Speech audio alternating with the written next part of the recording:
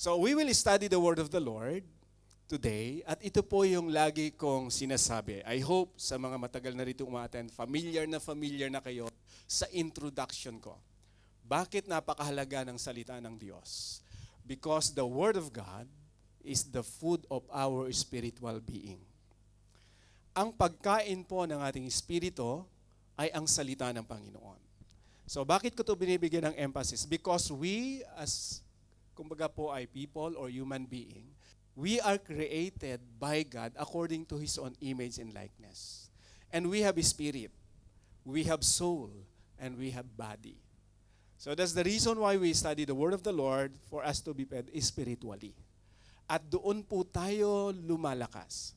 Kung ang ating pong spiritual life ay patuloy po na nagkakaroon ng kalakasan, I believe anumang bagay na ma-encounter natin sa buhay na to, the Lord will remind us about His goodness and faithfulness we have learned from His Word. At yun po yung katotohanan. Ang Diyos ang kumikilos upang tayo po ay magkaroon ng kalakasan. Spiritually, emotionally, even physical strength comes from the Lord. Do you agree? Amen. Salamat sa Lord. And muli po makakapag-aral tayo ng salita ng Panginoon. And I believe na we have learned a lot sa ating po mga series, sa ating mga napag-aaralan. We believe na ang Panginoon, somehow, ang daming paraan ng Panginoon para po tayo ay turuan. Okay? And today, we will learn again the truth and principle from His Word. But let me begin once again with this question. Do you know if what you're doing now aligns to your life's true purpose? Or to your lives, or align with your life's true purpose?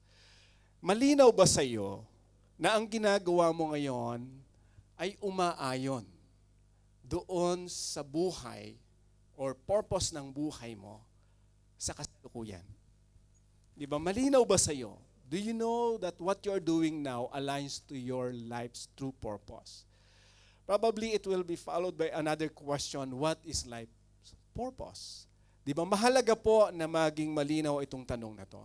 And if there's one title that I'd like you to remember, at least for the whole week, is this: Costly Victory. Costly Victory. Isang bagay na magbibigay sa atin ng paalala na ang tagumpay sa buhay na to ay hindi madali. The reason why I use the word costly, because every time we dream, every time we plan, anything that we want to accomplish in life is not easy. But I believe, ang Diyos po ay may magandang plano at paraan para po sa atin. Okay, ang Diyos ay may magandang purpose sa ating pong buhay. Why He gave us sometimes, I've said this before, challenges in life. Di ba binibigyan ng Diyos ang bawat isa ng mga pagsubok para makilala natin ang sarili natin kung hanggang saan po ang kakayanan natin. Let's begin with this passage from Matthew chapter 16, verse 25. For whoever wants to save their life will lose it, but whoever loses their life for me will find it. So gusto ko na maging malinaw itong statement ng Panginoon na ito. Sino man ang gustong maligtas sa kanilang buhay, yung pong gusto nilang magkaroon ng pagliligtas, or the word save here is not just for our soul, but for the things that we want to accomplish in life. Ibig sabihin, maging maayos ang buhay. Sino man, sabi ng Panginoon, this is a paradox statement. Ibig sabihin, statement na it seems contradict, but there is truth behind this. So sabi ng Panginoon, kung gusto mo maligtas ang sariling buhay, mawawalan ka niyan. Pero kung gusto mo, sabi niya, but whoever loses, sino man ang mawalan ng kanilang buhay, ng kanilang mga pangarap, ng mga bagay na gusto nila mangyari sa sarili nila, for me, sabi ni Lord, for Him will find it. Medyo mahirap intindihan, ano? It seems contrast, but I believe there is truth behind with this statement. At ito po yung gusto ko na maintindihan natin. If there's one thing that I'd like you to remember, at least for the whole week, we will meditate it, remember the goodness of the Lord, is this. Wherever Jesus leads us, leads to victory. Wherever, saan man po tayo dalhin ng Panginoong Hesus, anumang direction ang ibigay sa atin ng Panginoong Hesus, I believe po, based sa promise ng Panginoon, it leads to victory. Laging tagumpay yung pong result ng ating pong pagsunod sa Panginoon. Kahit minsan sa tingin po natin, Pastor, it's too difficult for me to follow the will of the Lord. Totoo po, wala namang madali sa pagsunod. But the Lord promises us and assures us that there is victory in following Him.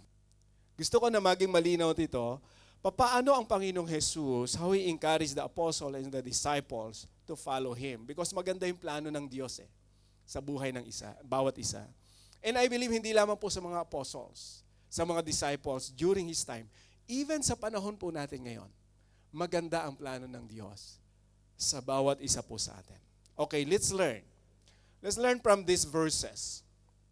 Matthew 16:21, it says, "From that time on, Jesus began to explain to His disciples that He must go to Jerusalem and suffer many things at the hands of the elders, the chief priests, and the teachers of the law, and that He must be killed and on the third day be raised to life." So take note po the statement of Jesus. Sabi niya mismo that He must go to Jerusalem. And the Lord Jesus stated the main reason. Para siya ay mag-suffer or mahirapan. Diba? Ito po yung the crucifixion. The first pronouncement of Jesus about His crucifixion is in this verse. Unang-unang kumbaga po ay pagpapaliwanag ng Panginoon sa kanya mga disipulo kung anong mangyayari sa kanya, dito niya to binanggit. Okay, sabi niya, He must be killed and on the third day be raised to life. Now, let's pause for a while in this verse. Isa sa bagay na gusto ni Lord na ipaunawa po sa atin, una kung sino siya, alam niya lahat ng bagay na mangyayari sa kanya. Nung sinabi niya to, hindi ito prediction kung ano mangyayari sa kanya. But this is a plan, stating the plan, the reality, what will happen to his life. Minsan iba po yung pananaw natin, yung prediction or sinasabi iniuhula. Di ba? Ito po, hindi ito prediction ng Panginoon na para bang sinabi lang niya na posibleng mangyari. No, sinabi niya to dahil ito talaga yung nakatakda. It is written. Nasabi ng Panginoon, He must go to Jerusalem and suffer. He must be killed on the third day and be raised to life. Now let's continue. Peter took him aside and began to rebuke him. "Never, Lord," he said, "this shall never happen to you." Now, Peter, majority siguro kilala natin si Saint Peter, isa sa mga apostles ng Panginoon. According to Matthew, tinawag ni Peter si Lord at sinabihan niya, Peter rebuked him, "Never, Lord, hindi pwedeng mangyari, Panginoon," he said. Hindi pwedeng mangyari sa iyo to. Anong ayaw lang mangyari ni Peter? Ang ikaw ay patayin. Bakit ganun yung statement ni Peter? Okay, because as Jew, they believe that the Messiah. Going back to the background of this verse, kung babasahin po natin from verse 13, the same chapter 16, verse 13 hanggang 20, we will notice that Peter is the one who pronounced who Jesus is. Nung tinanong ng Panginoong Hesus sa mga disciples, ano ang sinasabi nila sa akin? Tinatanong ni Lord yung mga disciples. Sabi ng mga disciples, sabi po nila, you are Elijah, you are John, you are a prophet. Nung tinanong ni Lord yung mga disciples, how about you? Who do you say I am? Anong masasabi niyo sa akin? Sabi ni Peter, si Peter yung sumagot, you are the Messiah, the Son of the living God. Before this verse, the pronouncement of Peter is very clear. You are the Messiah. Ang sabi ni Lord kay Peter, Peter, it is God who reveals to you the truth. It is not from your own. It is my Father who gave you that truth. So the Lord attested, tiniyak niya kay Peter, Peter, totoo ang sinabi mo. Ako ang Messiah. Okay, that's the previous statement of Peter. Now, from this verse, we will notice that when Jesus said that, okay, I will suffer, they will kill me, then Peter rebuked Jesus and said, never, Lord. Hindi pwedeng mangyari. Why? Because in the mindset of Peter, the Messiah is the Savior. Logically, okay, even in our mind, paano mangyayari na ang isang tagapagligtas ay mamamatay? That's the idea of Peter. Kaya sabi niya, no Lord, we will not allow this. So ayaw ni Peter na mangyari yon sa Panginoong Jesus. But look at what Jesus said. Jesus turned and said to Peter, get behind me, Satan. You are a stumbling block to me. You do not have in mind the concerns of God, but merely human concerns. It's different. Totally different and opposite from the expectation of Peter. Di ba? Para bang kung tayo po, di ba, pag meron tayong magandang motive, and we advise that to our loved ones or to our friend, alam mo naman maganda talaga yung plano mo. Best, kahit anong mangyari, hindi dapat mangyari. Tutulungan kita kahit anong mangyari. Tapos sinabi ng best mo, huwag ka nga makialam sa mga plano ko. Iba yung iniisip mo kaysa sa gusto kong mangyari.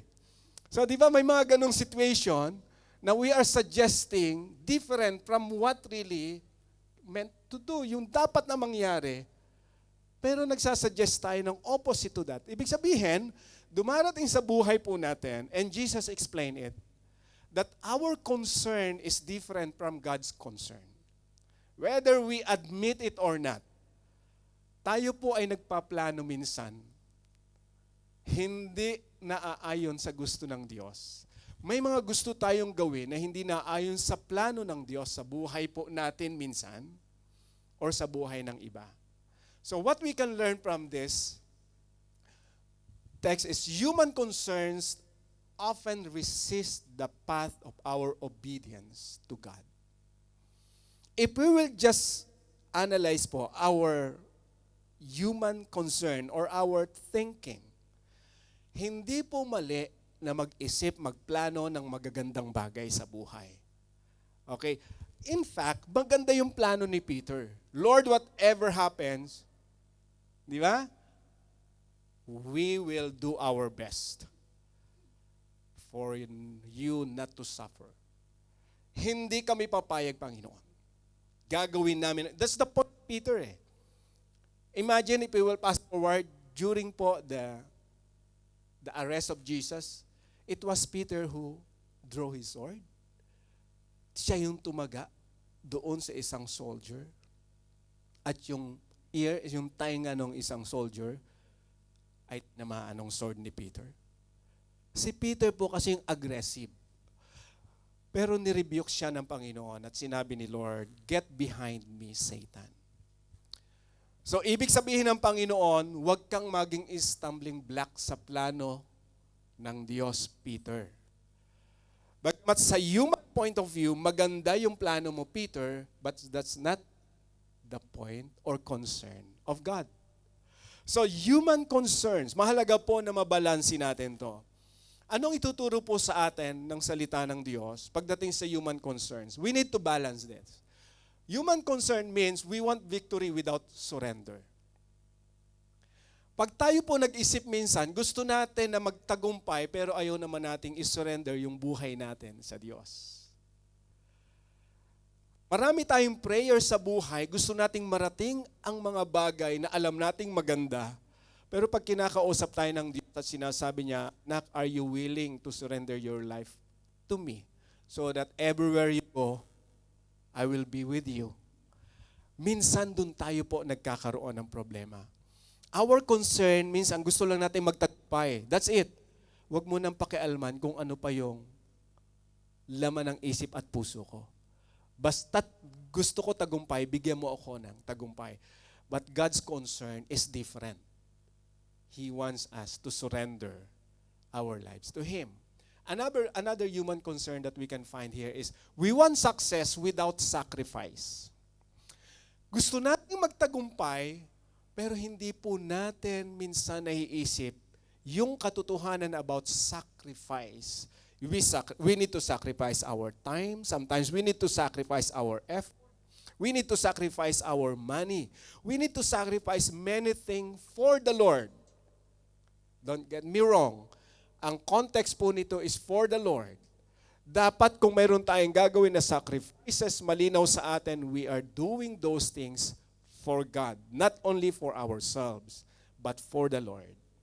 Kasi pwede kasing maraming sacrifices. Pwedeng marami tayong oras na ilalaan. Marami tayong mga bagay na ibibigay sa anumang bagay na gusto natin bigyan ng panahon, finances, everything. But the point again, is it God's concern for us? Dapat ma-identify po natin ano ba yung concern ng Panginoon sa buhay po natin. Another thing is we want blessing without obedience. Minsan masakit isipin, pero this is the truth. Sino ba naman ang ayaw ng blessing? Lahat po tayo gusto natin na ma-bless. Pero minsan, pagdating sa pagsunod, doon tayo nag-i-struggle. Di ba minsan our concern only, okay, just bless me or just give me what I want. Pero minsan may condition, okay, I will give you this if you will do this. Wag na muna natin pag-usapan yung condition na yan. Just give me first what I want. Minsan may mga ganun tayong idea. We want to be blessed without obedience. It's contradict po sa tinatawag na God's concern in our lives. So it will be strengthened by this verse. Notice, Jesus said to His disciples, whoever wants to be my disciple means follower or believers of Jesus, must deny. Look at the word deny, surrender. Deny themselves, take up their cross, sacrifice, and follow me. That is obedience. If we want to follow Jesus, if we want to be a believer or if we want to be a disciple of Jesus, mayroong instruction dito si Lord. In reality, it is not easy. To tell you honestly, Christian or Christianity, I could say, in terms of following God, is not easy. It's true Christianity. Bakit ko sinasabi to? Kasi ayoko na magkaroon tayo ng kaisipan, Kristiyano na ako, everything will be all right, everything is fine. Tapos pag may problema tayo, sisisihin natin ng Diyos. Akala ko ba, Lord, tutulungan mo ako, kaya nga ako naging Kristiyano, kaya nga ako lumapit sa iyo para ang buhay ko maging maayos. That's not the truth behind Christianity. The first thing that we want to understand about Christianity, the promise of the Lord is always real to those who believe in Him. Ibig sabihin, ano man ang sinabi ng Diyos sa mga salita niya, if we really surrender our lives to Jesus, He will prove it to your life. That is true. Patutunayan niya na wala siyang sinabi na hindi mangyayari. The true Christianity relies on that promise of Jesus. Hindi tayo basta nagre-rely sa gusto natin. Kaya si Lord nagturo, kung gusto mo na magtiwala sa akin, kung gusto mo sumunod sa akin, parang ganito yan eh. You have so many dreams, right? You want to accomplish your dreams? Sabi ng Panginoon, trust me. But if you will trust me, remember, identify your concern and identify God's concern. If we want to be blessed by the Lord, dapat kinakailangan sumunod tayo sa Kanya. If we need victory, if we want victory that comes from the Lord, anong dapat natin gawin? Di ba? Malinaw na sa salita ng Panginoon. We need to sacrifice. Yung mga sacrifice po natin sa mundo, if we are doing that for the Lord, I believe there is victory ahead of us. Mayroong tagumpay. Kung nais po natin ng mga bagay na magbibigay ng totoong tagumpay sa buhay natin, ang Panginoong Hesus lang po ang pwedeng makagawa nun. Not us. Dahil sinabi na ng Panginoon, malinaw na sa salita ng Diyos. So if we will continue, for whoever wants to save their life will lose it, but whoever loses their life for me will find it. This is our key verse. Let me clarify the statement of the Lord. Itong verse po na to, two things that I'd like you to understand. First is the salvation that Jesus gave us. But the second thing is the life that Jesus gave or entrusted to us. Yung pagliligtas ng Diyos, sa Kanya po yon. Siya ang kumikilos doon. Nung iligtas tayo ng Panginoon, yung soul natin, it is God who do everything or who did everything for us. Ang atin lang pong ginawa ay magtiwala sa Kanya. Kung ating pinagtiwala ng Panginoong Hesus as our Lord and Savior, we believe that we are saved because of Jesus. But another thing that I'd like you to understand from this verse, it speaks about our life, our decision in life. Sabi ng Panginoon, kung gusto mo, the term, sinabi ko na kanina, the term to save their life will lose it. Kung gusto mo sa sarili mo, na iligtas ang buhay mo, iligtas in a sense on your own effort, iligtas sa mga bagay sa mundo na to, kahirapan, everything, iligtas sa anumang mangyayari, marahil sa sakit o sa karamdaman. If we will do our own effort, the Lord said, you will lose it. Even the salvation, if you want to save yourself for your own, you will lose it. But whoever loses their life, ito na yon. The term loses na pinag-uusapan po dito, na sinasabi ng Panginoon, is how we understand the life that we have that comes from the Lord. When He said, lose or mawalan ka ng buhay alang-alang sa atin o sa Panginoong Hesus, hindi niya sinasabi rito yung kamatayang pisikal. Yung mawala ka o mamatay ka alang-alang sa akin, you will find it. So, hindi po yun yung point dito ng Panginoon. Kundi it is about our inner being or the things pertaining to our decision in life. Kung ano yung mga gusto nating mangyari sa buhay natin. Sabi ni Lord, if you lose that kind of life or your personal decision, whatever it is, for me, kung magagawa mong, di ba, sabi ko na kanina, magkaroon ng sacrifice, magkaroon ng surrender, magkaroon ng pagsunod for the Lord, you will find whatever life that you want to have in this world according to His will.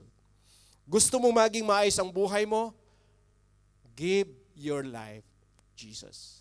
Sabi ng Panginoon, but if you or whoever loses their life for me will find it. Gusto mo na magkaroon ng tagumpay? Offer your life to Jesus. That's the point of Jesus here. Gusto mo na maging maayos ang buhay mo. Pastor, ibig sabihin wala nang problema? No. May problema pa rin. But every time you are facing problems, the Lord will give you a decision to strengthen you, to help you how to overcome those kind of problems. Kanino manggagaling yun? Sa Lord lang. Ang point dito ng Panginoon, kung ako yung pagtitiwalaan mo sa lahat ng bagay sa buhay mo, you will find whatever God's plan for you. Ibig sabihin, the things that will satisfy in us. Si Lord lang po ang pwedeng gumawa nun. Pero kung gagawin mo sa paraan na gusto mo, well, in reality, sa buhay, we can have so many accomplishments. Maraming mga hindi nananampalataya sa Lord. May mga accomplishments sa buhay. Diba? Hindi po mali na magkaroon ng accomplishment sa buhay. Hindi po kasalanan kung tayo matyaga na nagkakaroon po tayo ng accomplishment sa buhay. But later, after this verse, I want you to realize why the Lord Jesus mentioned this to the apostles, that whoever wants to save their lives will lose it.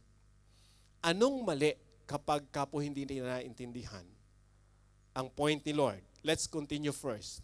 What good will it be for someone to gain the whole world, yet forfeit their soul? Or what can anyone give in exchange for their soul? Sabi ko kanina, hindi mali ang yumaman kung tama yung paraan ng pagpapayaman. Kung si Lord ang sentro ng kayamanan na mayroon tayo, hindi po tayo nagkakasala. Imagine if God gave you the talent, the ability for you to earn money. Di ba, na ikaw ay magkaroon ng magandang investment. Hindi po kasalanan. Nagamitin mo kung anong ability mayroon ka to earn. But make sure that you are not focused on those things and you have forgotten God in your life because of those things. Yun yung point dito ni Lord. Makamtan mo man ang buong mundo. Ibig sabihin, mga bagay na gusto mo mangyari sa buhay. Dahil matalino tayo, marami tayong alam, marami tayong investment, achievement in life. Yes, makakamtan mo yon. But what will happen to your soul? So two things again ang gusto ko maging malinaw. The salvation of our soul and another soul that mentioned in the Bible pertaining here is our lifestyle again. Ang buhay natin sa mundo. Anong mangyayari sa buhay natin sa mundo without Christ? Without Jesus? Pwede po tayong mabuhay. Ang tao pwede mabuhay sa mundo without Jesus. But after that, what will happen? Diba? So kung titingnan po natin mabuti yung point dito ni Lord, what can anyone give in exchange for their soul? The Lord clarifies here that in everything we do, there is a sacrifice needed. Si Lord, pinaunawa niya rito, kasi sabi ko kanina, this is the pronouncement ng kanya pong crucifixion. The first pronouncement ni Lord. Gusto niya ipaunawa sa mga apostles, I am the only one who can give you salvation through my death or crucifixion. I am the only one who can save your soul. No one. Sabi ni Lord, mayaman ka, marami kang taglay sa buhay, marami kang accomplishment. Okay, that's fine. Masaya ka sa mundo. What will happen to your soul? Pwede bang bayaran ng kayamanan yung kaluluwa na binigay ng Diyos sa tao para lang maligtas siya at mapunta siya sa langit? Sabi ng Panginoon, no. It cannot be. Hindi pwede. Nilinaw po ng Panginoon. Pag tinignan natin, kaya sabi ko po, Jesus' instructions help us make wise and firm decisions. Malinaw po sa mga salita ng Panginoon. So if I will paraphrase sa mga term at ginamit ng Panginoon, look at, we started from verse 21. Sabi ng Panginoon, I must suffer. They must kill me. The term must, they must, ito po ay nagpapaalala na dapat mangyari sa Panginoon yon. But Peter was there. He wants to hinder the plan of God for the salvation of many. At hindi yung pinahintulutan ng Panginoong Jesus. Going back to what we've learned, di ba? 2 weeks ago, I share ko po yung about the test. Kung paano yung temptation na ginawa ni Satan kay Jesus. Gustong gawin kasi ni Satan, i-redirect yung plano ng Diyos. Natubusin ng Diyos ang tao mula sa kasalanan. Gusto ni Satan na ma-redivert yun, mawala dun sa talagang dapat gawin. Hindi nagtagumpay si Satan sa Matthew chapter 4. And here comes, sa time ni Peter, di ba, nung sabihin na ni Lord yung dapat mangyari na sa kanya, siya po talaga ay dapat mamatay. Here comes Peter. Gusto niyang hadlangan. That's the reason why the Lord rebuked him. Gusto ni Lord sabihin, Peter, di ba? Kaya sinabi ni Lord, get behind me, Satan. Ina-address niya kay Peter, huwag mong hayaan, Peter, na maging kasangkapan ka ni Satan. Because the term Satan po in the Bible is obstacle. Mga bagay po na humahadlang sa plano ng Diyos. So nirebuke niya, kumbaga po, narinig ni Peter at nakita at nabasa natin, nang in-address ng Panginoon ay si Satan. Kasi si Satan po yung nag-i-inject. Di ba? Gusto ni Satan na si Peter ay kumilos para hadlangan yung plano ng Diyos. Hindi yun inalaw ng Panginoon. In reality sa buhay po natin, yung lesson na gusto kong makita natin dito, Kaya sinabi ko kanina yung katotohanan na wherever Jesus, di ba, leads us, leads to victory. Pag ang Panginoong Jesus, ang siyang nangusap po sa atin, at gusto niyang gawin ang isang bagay, di ba, gawin natin ang isang bagay para sa Kanya. Tandaan po natin mabuti ito. The end of that decision, if you follow Him, is victory. Tagumpay. Dahil hindi pa hintulutan ng Panginoon na yung pagsunod mo sa Kanya mabaliwala. Why? Kasi nagtagumpay na siya. Pinatunayan na niya. That's the reason why I said Jesus' instructions helps us make wise and firm decision. So siya rin po yung tumutulong sa atin para sa mga decision making natin maging maayos. Sabi ni Lord, for the Son of Man is going to come in His Father's glory with His angels, and then He will reward each person according to what they have done. Look at this statement. There is a rewarding in heaven according to what we have done. First, when we confess that Jesus is our Lord and Savior, we receive salvation from Him. But that confession is just the beginning of our life in Christ. We need to do what He wants us to do. Kaya nga po, nilinaw ng Panginoong Jesus. So, rewarding, si Lord lang po nakakaalam kung ano man dapat niyang ibigay sa bawat sumusunod sa Kanya. So, at malinaw po dito sa mga katotohanan na to, yung promise ng Panginoon, hindi niya alisin sa bawat isa na sumunod sa Kanya. Inuulit ko po, yung pagliligtas ng Diyos sa atin is by His grace alone. Rewarding is based on what we have done. Kung ano yung ginagawa natin sa mundo, yun ang magiging basis ng rewarding ng Panginoon.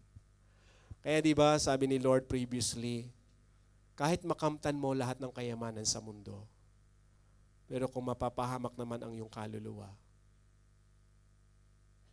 ano mangyayari sa buhay ng tao? Di ba, hindi ito nakabubuti, sabi ng Panginoon. What we need to do is to look at the plans of Jesus, the plans of the Lord in our lives.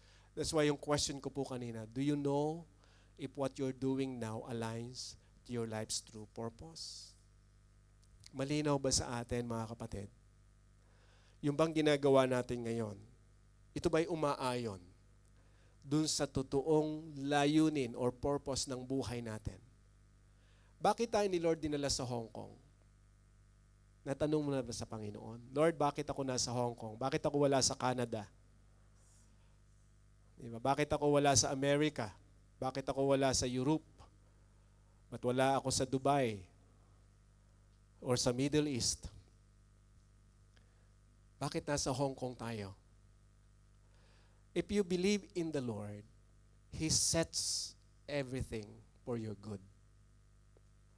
So kung marahil ilan po sa atin, hindi natin lubos na naintindihan pa, paano at papaano kumikilos ang Diyos sa buhay ng tao.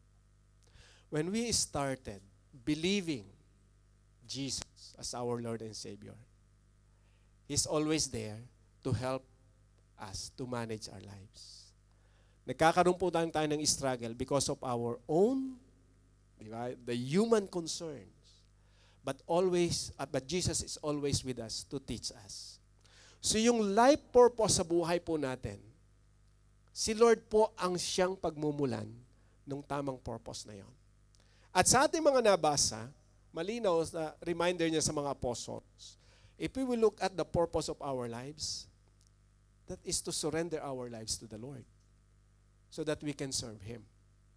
That's the main purpose. Ano ang pwedeng ma-achieve natin sa mundo na to? Anong pwede natin magawa sa mundo na to na makapagbibigay, sabi nga, that will please the Lord or kaluwalhatian or will give glory to the Lord?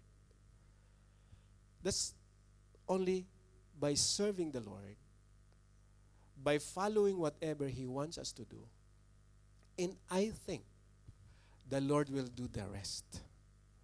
Gagawin ng Diyos ang mga bagay na makabubuti sa atin if we will follow whatever He wanted us to do. Kaya yung pong statement ko kanina, wherever Jesus leads us, leads to victory. Tagumpay ang nais ng Panginoon na ma-experience po natin. Pastor, you mean kahit po anong naranasan ko from the past, may tagumpay pa rin ako? I believe in Christ, you have victory. Pastor, ang dami ko ng kapalpakan na nangyari from the past. Parang wala nang buhay ko, parang hindi ko na nakikita na magiging maayos. Wala pang imposible sa Lord. I think yung mga kaisipan na negative na nagdadala sa atin para tayo ma-depress, it's not comes from the Lord. First, it comes from the enemy who tempted Jesus. Si Satan po ang pinagmumula ng lahat ng mga negatibong kaisipan na mayroon tayo sa buhay. Kasi ayaw ng kaaway na tayo ay makasunod sa Panginoong Jesus. So nakaka-experience man tayo sa buhay na to na para bang walang direction ng buhay natin, Jesus wants us to give direction. Whatever conditions that we have in life, He wants us to have the right direction. For us to have the victory that He has prepared for us. My last advice is this. Let us trust God fully and obey Him wholeheartedly. Why I use the word trust God fully? Why not half-hearted? Ayaw po ng Panginoon na magtiwala tayo sa Kanya. Installment. Lord, magtitiwala ako sa iyo sa area na to. 30%. The rest, saka na lang. Ayaw ni Lord yan.